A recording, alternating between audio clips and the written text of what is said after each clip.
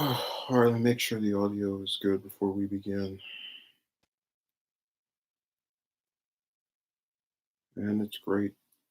So, there was a comment made earlier in the week that kind of admittedly pissed me off.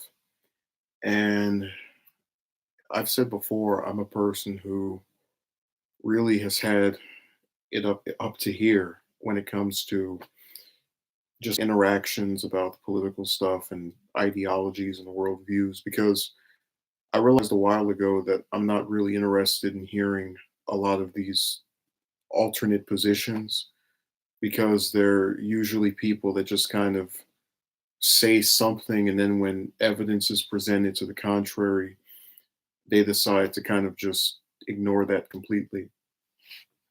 Now, I was watching one of I'm forgetting which candidate it was. I know it was one of the ones I like. So, that's only about maybe three, four people. That already makes the field small. But they were talking about their plan to lift people out of poverty and just giving some kind of, to their credit, whoever it was, outline of their agenda, right? And the person I was watching this with, okay, well, anyways, the person I was watching this with said, "Oh, people are poor because they decide to be poor." And I was like,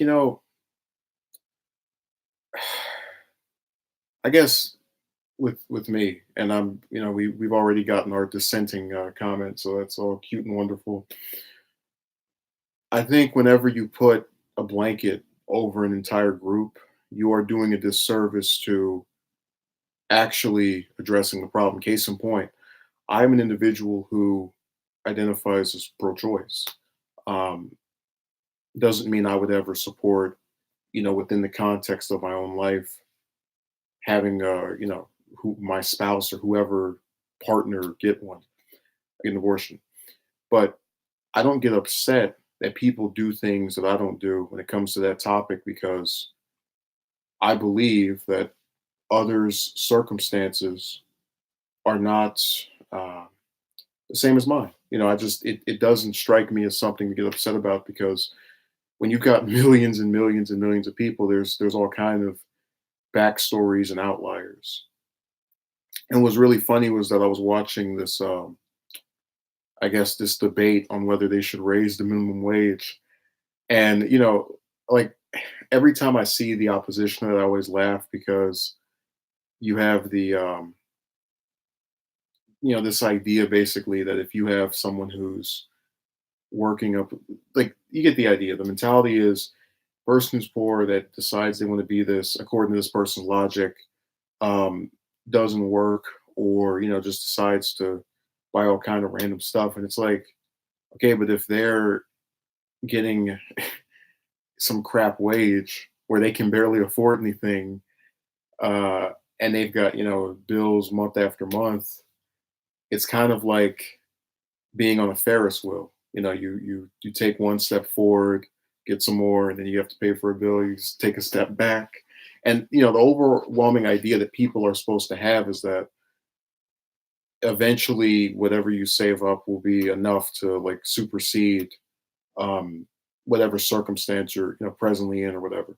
That's supposed to be the driving goal and force for this, and it's really an idealized version of that American dream. Oh, if I just work hard enough, I can pull myself out of this and climb higher and higher on the ladder. But when and I think people saw from the government shutdown basically the fact that the statistic I like to mention here and there is that when you have 76 to 78% of Americans living paycheck to paycheck, if they don't get their their due process for their work for a week, 2 weeks, 3 weeks, is it really right to say that they are in their circumstance because they wanted to be there, they did nothing to try and get out of that? Remember, these are people who are going to work every single week and happen to get screwed because of some stuff that had nothing to do with them. And that's not me trying to say anything about Trump or whatever. It's actually this is kind of comedic.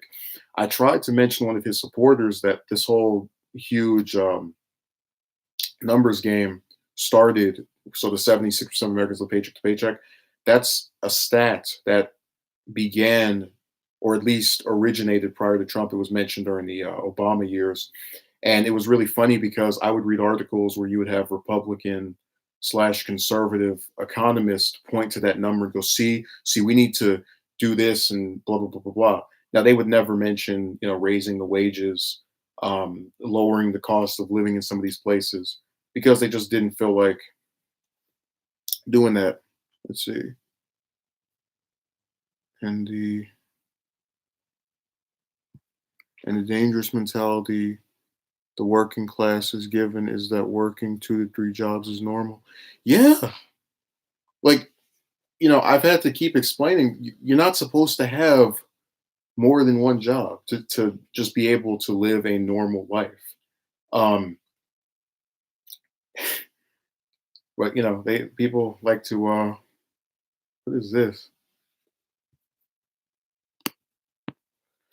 Well, looks like we're gonna have to play this game again.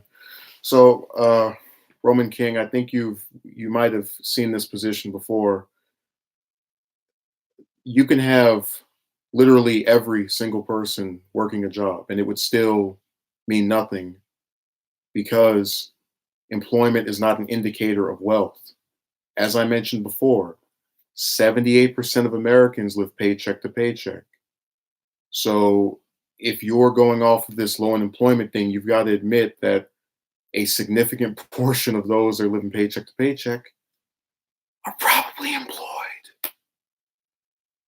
God, it's almost like you guys take a thing and you just run it. Because I actually had another one of his supporters come in here and say that maybe 4 or 5 months ago.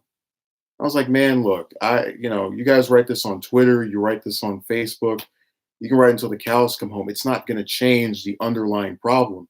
And they get this like weird defensive thing going where they act like someone's attacking their guy. No one's saying anything about Trump. No one's saying anything about the Republicans. None of it. Just speaking about an issue that is a bipartisan problem that festers year after year that people don't want to discuss. Like, holy crap, man. It's just, they don't get it. So, going back to what I was saying, you actually also have a number, and I'm kind of surprised by the number right here of individuals that are attending. I'm shocked. It's usually for the live show that comes on roughly around 6, 7, 8 p.m. Usually during the night. Was that Pacific Standard Time? Whatever time it is in Cali. Okay, Roman says, yeah, everybody is employed, but when bills are due, was it worth working 40 hours per week? Yeah. But again, all of this stuff is connected. So just like how he rattled off the thing about the lowest unemployment, in the world, you're not looking at the specific circumstances that screw people over. If someone is working for, let's say, $10 an hour, right? They got 40 hours a week, and they're living. By the way, just as an indicator of something, the average cost of an apartment in California, my state, is 1,800. I mean, rather, 1,800. So 1,800, two zeros. Now, let's say you paid it off, right? With a miracle. Keep in mind that's not taking into account, let's see, lights, water, food, because you're going to get all kind of meals throughout. So all I'm asking is look at specific things that are not just, oh, economist said this. Jesus. Let me count that number actually. 40-hour week times 4. Okay. 10 an hour times 8 times 5. And there's 4 weeks in every month. Add that in. Okay, 16,000. 44% of the homeless are employed. Yeah, but let me repeat the number I just got. Okay, so as many of you know, a lot of jobs in the state of California, even though we have a minimum wage, let's say a national wage, a minimum wage of $10, of $15 rather, it still hasn't come into effect in some parts of the state in various jobs throughout here. So I just counted what one can get um, from getting $80, 8 hours working for $10 an hour, 8 hour shift for a week, and then times four, and that turned into 16,000. So if the average cost of an apartment in Cali is 18,000, which is a fact, that means that people aren't going to be able to afford the average. That means that people are going to have to move in with their parents. That means that people are going to take a longer time getting rid of their roommates and getting their own damn place. Like, again, you want to crap on Brown or what's the new one, Newsom? We can do that all day.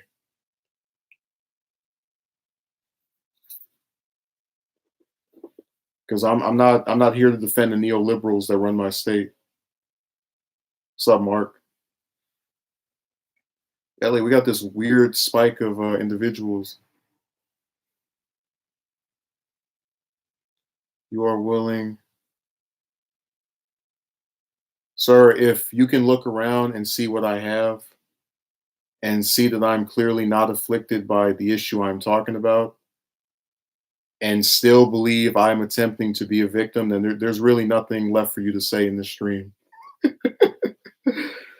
I mean, that's what kills me. Like, actually, if any of you watch Secular Talk, he had a segment where he was mentioning how if someone is poor and they complain about the system, they're called bitter. And then if they're rich and they complain about the system, they're called a hypocrite or a sellout. So when Sanders was found out to be a millionaire after his book sold so much, they called him a hypocrite for still talking about the same issues that he did before.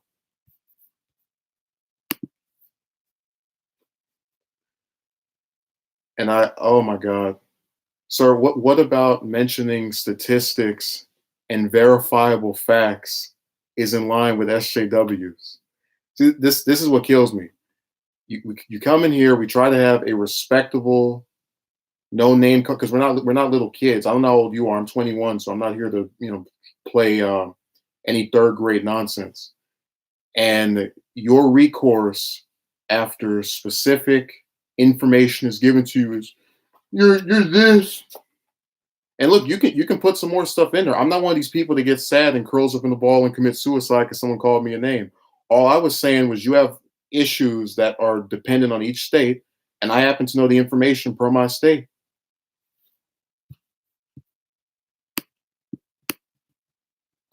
Yeah, for the other nine people in here, I apologize for the really childish game that's being played at this point.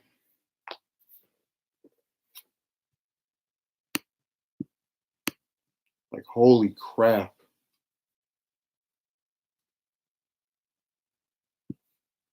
That everyone can be a freaking engineer. It kind of reminds me of those like this is where I was talking about people don't like have a realistic view of the world. Contrary to popular belief, we're not all going to be engineers or doctors or lawyers. Like, unfortunately, you're going to have people who work lower paying positions. And when that happens, those people are more susceptible to being afflicted by price increases within their states than someone who's at the top. But if those people weren't working those lower positions, those people at the top would have a harder time making their cash. But again, they have to coexist. You can't have one without the other. I just wish those that were at the bottom who show up for work, actually, they've had polling that was suggestive of the fact that we've seen an increase in worker productivity. So they've gone up in the number of hours they contribute, but the wages have gone down. They've been, as we mentioned before, they've been stagnant for 40 years. Ugh. Let's see. Cost of living and housing price increases while wages remain steady. Exactly. I want to know, are you done name calling, or do you want to continue to reiterate all the stuff that's been written on the walls of all the preschools and elementary places of your youth. Doesn't mean anyone wants to be an engineer or have. I don't know who is if you say so. I don't know what that who that's referring to. It seems like you got a bunch of people who are opposed to what is being stated.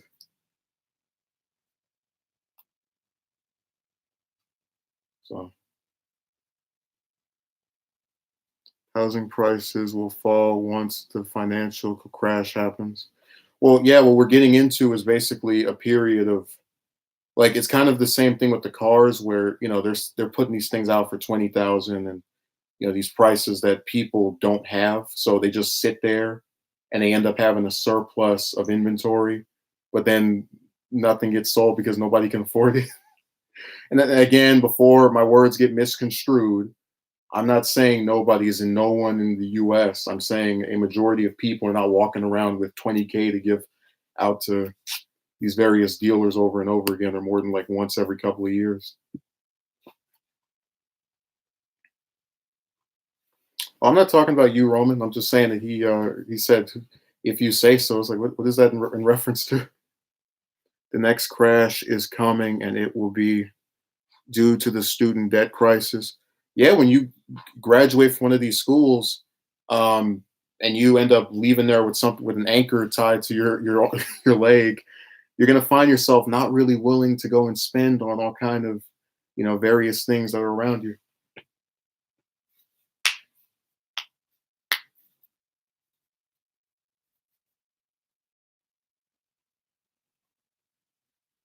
Cause a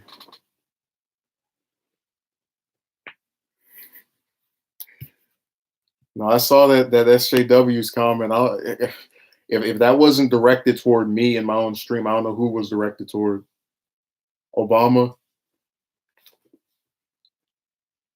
Warren, Harris, Booker, O'Rourke. What's the other guy? Hickenlooper. I mean, that's a serious inquiry. If I go in someone's stream right now and they've got, let's say, 11 people like that are here, and I say whores, it's like, who else could I be talking about? I'm just saying I would hope that's a reasonable conclusion to make, that if they come in your stream and they're typing out, some comment that's directed toward a bunch of people, the people they're talking about probably the ones that are watching. Just saying.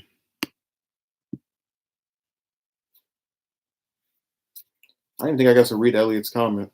Oh, I don't know what's going on. Basically, I was addressing a comment that a person I know personally, I know that's redundant, had made while we were watching this candidate talk about their plan for how to lift people out of poverty. And while I was talking about this, I had the last user who commented leave some comments of dissension, and it was a little bit of a back and forth.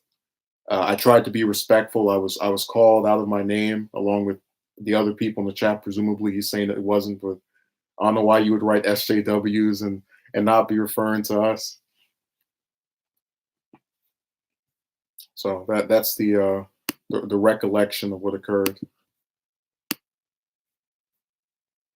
I didn't even get to say hi to Mark. We was having this whole man. That thing just took over. I was like, oh hi, bye.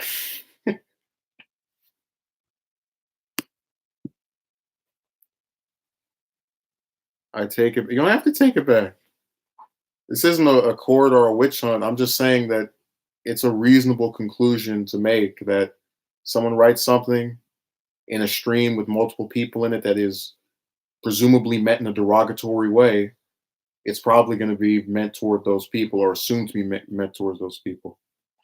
If I go to a Trump rally and all his fans are going, "You make America great again," and I walk in and I go, "What a bunch of idiots!" And they all turn and look at me and they go, "Oh no, no, I was talking about the progressives." Yeah, it's like, well, hell, go to their rally and say that. So I was just getting that feeling that everyone in here was playing victim rather than looking within themselves. I really want to know what statement I made that was playing victim of me. Like I just said before, I'm not one of these people that, you know, uh, again, no disrespect toward them, but I'm not one of the 78% who can't afford $1,000 emergency. I have not complained about the supposed wonderful. If I have said anything about it, it hasn't been directed toward me. So I'm kind of confused as to where my comments would be seeming to hint at some kind of disillusion with a system that I feel has screwed me over. I don't feel screwed over. I'm just saying other people are screwed over based on statistics and what we know to be fact. And again, like I said, not a partisan issue because this has been going on since before the last 2 years under a Democrat. Um, that number that I mentioned about the 76%, I used to see all kind of conservative individuals, whether they be economists or let's say communists or commentators, they would mention that they would put that in their articles, and then they would arrive at some kind of like manifest destiny. I'm going to recruit you for the army. Be the best that you can be. Conclusion where they're going. See if we have this statistic, you need to encourage people to get off their lazy. It's like what? It's like you guys keep wanting to ignore the fact that we have the highest productivity. Or that productivity is high. Like okay, whatever. Okay. Dana says I'm a physician and can't work due to a brain tumor recourse. Lucky me, my student debt was forgiven because I'm permanently disabled. I did everything right, but I'm still SOL. Well, that was the point, sir, that people have individual stories that when you actually listen to, and look, I know it's cute to come on here and say that everyone who doesn't like the system is some poor dude living in his mother's basement that decided to never apply for jobs or anything like that. I know it's really rewarding and it makes us all feel good and better about ourselves, but unfortunately, that's not the case. She just told you a whole story of going to school and serving and in position of a physician and still getting screwed over. It's like again that's different from mine. That's different from the other people that were here earlier. Again, drop the narrative. Narrative is not helpful because it encourages us to be intellectually lazy. Let's see, I just found that apartments that are listed as tax credit property are saying they are not so they can get more money. Yeah, it's a scam. I've tried to go back to work many times but haven't been able to continue due to recurrences and seizures. Yeah, the greatest poverty somebody can have is the loss of either their mental or physical health. Because once that goes, I mean, it is damn near impossible.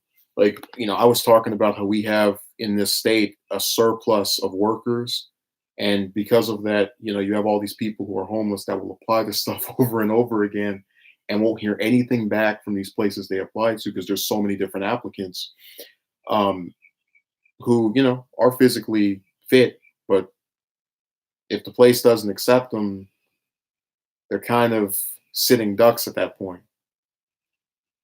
So the thing people don't like to admit and don't want to acknowledge is that a lot of our circumstances are the direct results or influenced in some way, not entirely, but in some way by another person. That current US president that people like to, lick the sack of on all these different websites and say MAGA and scream all that over, only rich because his father did the little self innovation thing that the I guess our resident conservative for the stream mentioned earlier. So because his father worked very hard for decade after decade, his son got to ride his coattails during his lifetime and afterward, and pretend as if he was some self-made success story.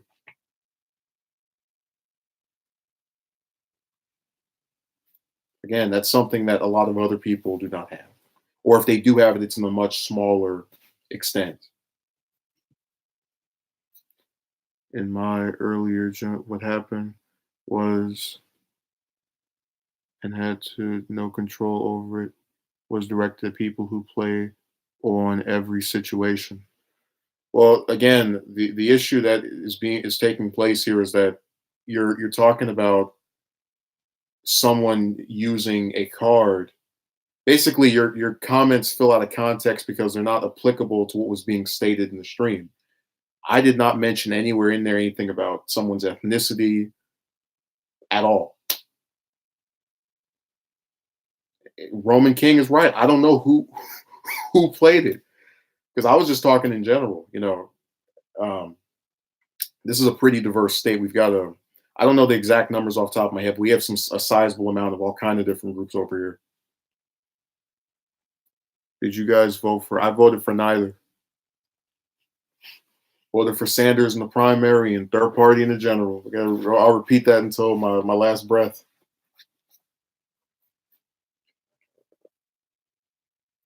Yeah, me too, Roman King.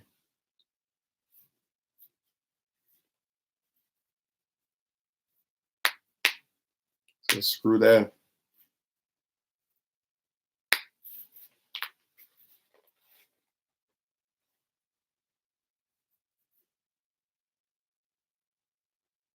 Sanders wasn't in the general, sir. Well, technically as a write-in candidate, but that still is not all the way there. They keep trying to find ways to support your arguments or generalizations. I didn't vote. It was priorities. Oh, it was pointless. Yeah, that's kind of what's so funny is that I kind of had this mentality after the Democratic primary where I was like, the one person I liked and that I actually believed in, just like how these Trump supporters believe in their person, didn't make it, not because he was like some horrible candidate because he got 13 million votes, because DNC screwed him over, and now they want me to vote for their person. It's like, no, screw that. And at that point, it was literally just me saying, well, I can still vote. And I guess I might as well in my own small way. Because you know how idiots like to say, if you don't vote, uh, Trump is going to win. It's like, Trump's not going to win in California. Me and another million people could sit at home and he would still, he would still lose this thing. How could you not vote in the election? Or did it for us? Now that's the race one. If we're going to get technical, just as someone has the right to vote, they also have the right not to vote. There's actually, I think it's like 46% of people that just don't vote in any of these elections. It's somewhere in the 40s. I don't know if it's 44 or 46. It's like around the same number that number of homeless that are employed.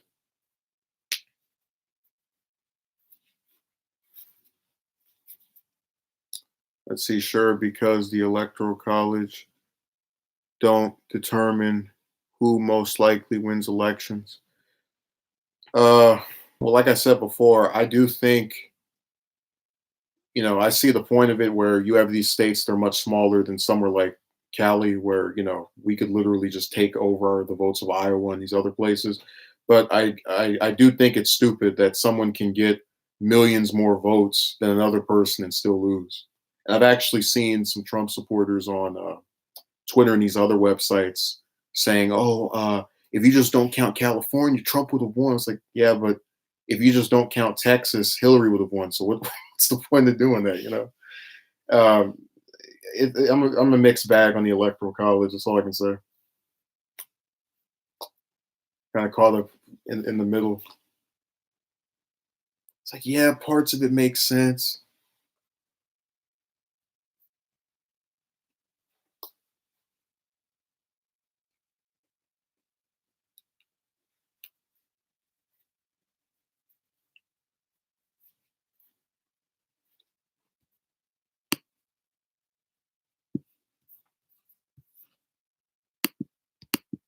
I was not expecting this. We had someone crash the party. He was the first person to come in here too. He was waiting. He was like, I'm gonna show him. I should have done my neoliberal power hour. When I do those, people are quiet. They don't. They go back to bed, put their blanket on. Do you think your vote counts on a land that was invaded? Serious question. I mean, the votes her state do determine who gets the electoral vote. So I guess generally speaking, yeah. Um, do I think my vote actually like makes a difference and changes stuff?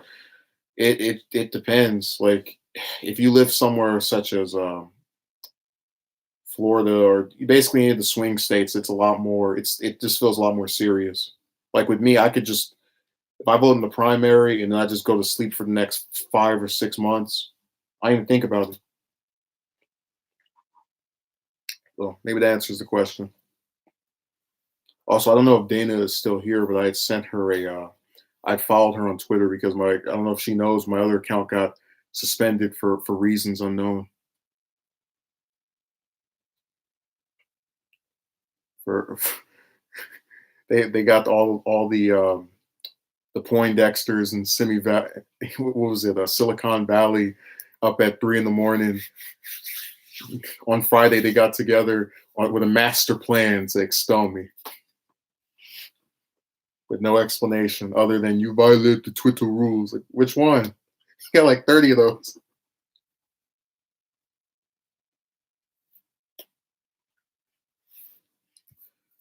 Yeah, David, this is a place of no nonsense. We answer inquiries. We always answer questions.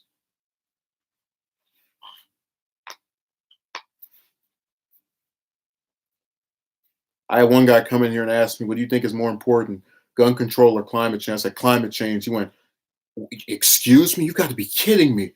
Oh, and I said, "Okay, I'll do my Obama answer." Well, I think that climate change is very important, but at the same time, I think that gun control is also a matter of significance. And I guess the only way to determine whether two big issues are really that important would be to set up a panel that would, I guess, look at well, the chances of one being bigger than the other. He's just mocking him. Let's see, I wasn't too surprised that. Oh yeah, that's how they roll. They got rid of. I don't know if you remember that Peter Douche account where that guy made an account making fun of Peter Dow, where he would talk about the DNC and the wars and all that, make like kind of similar tweets to my own. So I'm probably gonna end up making like 3 accounts where it's like one of them I'll just have to scroll the website, another one to like just put up an official statement like how the senators do, where like I condemn this thing that happened today because blah blah blah blah. And then another one where I just like post the same kind of stuff of like sharing the link over and over. An alien for a long time. Jesus. They're yanking all kind of people off of there. Well, they don't mess with any of these neoliberals. They get to stay on there for decades. You won't see that one broad that what's her name? It's like Amy something, not the senator. It's the one that voted for McCain over Obama because he had a female running mate, and then like she said something racist about Sanders and Abrams, where she was like, the DNC picked an African American to give the official response to Trump.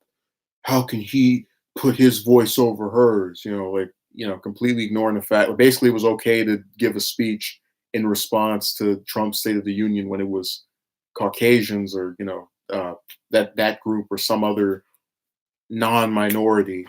But then when it's a minority, oh my God, you're doing the exact same thing you did before. How dare you? So, that's the kind of filth they let sit on that site.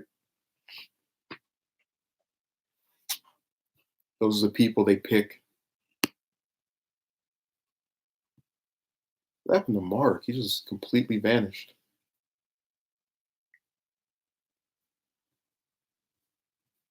So I don't have a magnifying glass right next to my desk. I can just pull it out and be like, Mark, are you there?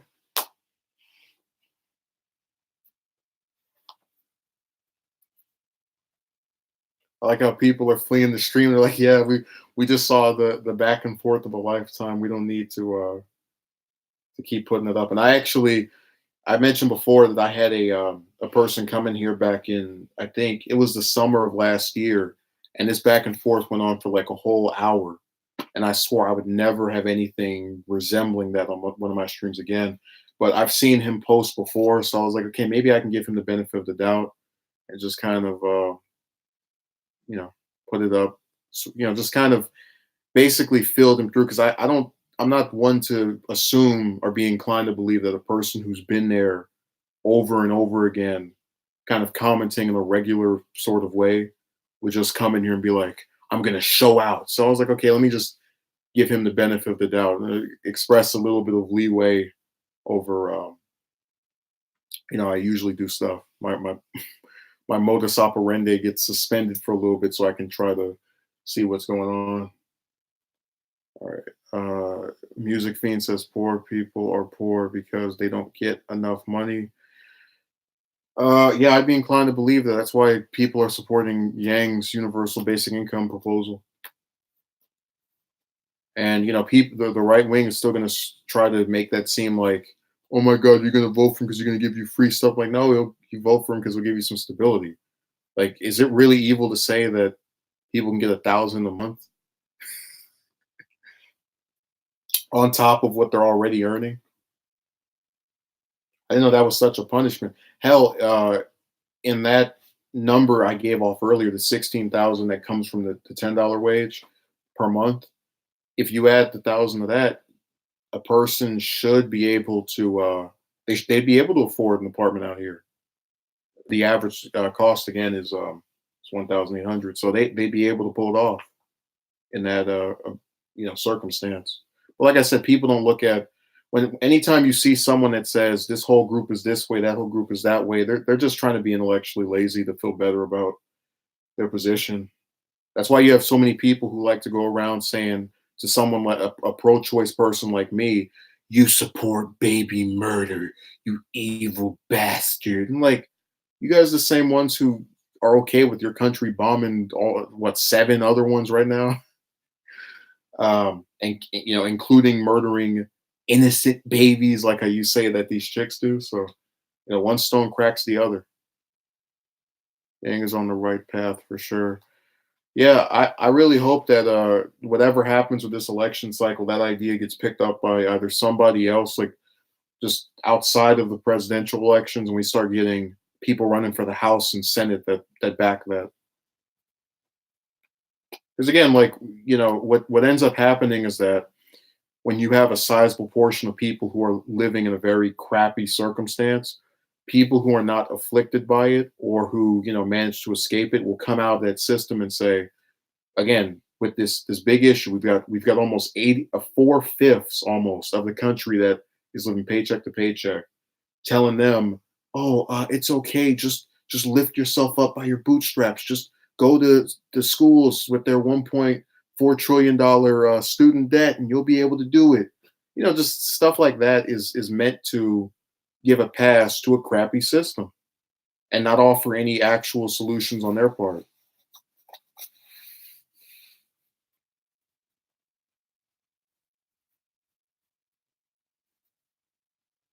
So I think we've pretty much said all we need to say. I'm definitely doing the live show tonight. So for those who want to come to that, it's usually at 6 p.m. Pacific Standard Time. Uh, Depending on what happens between now and then, stuff gets moved around a lot. But I try to do it during the evening. You know, People get all excited and they're usually more likely to sit back and watch something and engage and whatnot. Or any further comments or inquiries or statements or remarks, or is this the full extent of the powers? People need more. Oh, well, whatever. Again, if you heard all of what was said throughout this stream on my part and on the part of multiple other people that have defended, I guess, my way of thinking, there's really nothing else left to be said. And this is kind of a point that I made on Twitter that when I would go around responding to a lot of stuff people wrote on there, I would always share a video, and it was like I'm responding not because I care about what is said by these people, at least enough to like go on their stuff and go, oh, I'll get you and I'll show you why you're wrong. I'm only responding so I can leave my link all over the place. There's an ulterior motive to doing that. But yeah, I think I defended my point pretty thoroughly. It wasn't scripted. I think if it was, it would have been better. But I guess sometimes that's the pattern of the debate. And in closing, I just hate the idea that we actually live in a country where people will sit up here and tell you, "Oh, I want to get rid of the illegal immigrants, and I want to, you know, I want to do that so I can protect Americans." And then the Americans that are working jobs and going overseas and coming back and being, part of the 27% of the homeless are are proof that we don't give a damn about each other. You're sure we'll use each other for political props. So we'll go around and sit up here and cry foul about all the jobs that those people are taking from our U.S. citizens. But then when those same U.S. citizens, people who were born here and that you care so much about, say, "Hey, give me a higher wage," you go, "You're lazy. You better work some more." What's that? Higher productivity? Well, you don't have ambition. Wait a second. These people show up more now than ever before. Well, lowest unemployment ever, but that's not an indicator of wealth. Well, so I really, I'm kind of tapped out in terms of my willingness to respond to a lot of this stuff. But look, thank you for watching. Have a good day.